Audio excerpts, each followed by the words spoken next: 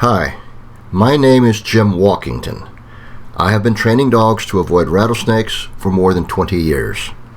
The one thing I've noticed over my training career is that many dog owners don't pay attention to their dog's behavior.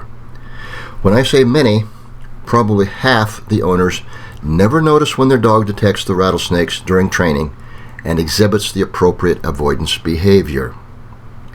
Every dog is different. Even dogs from the same litter will not react the same way. That is why for many years my mantra is, watch your dog. Why is this important? It's like having a deaf child that signs. If you never look at your kid, you have no idea what they are saying. Dogs can't talk, but they can communicate if you watch them.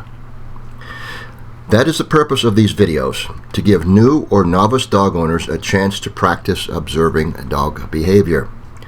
These videos are not how to do rattlesnake avoidance training.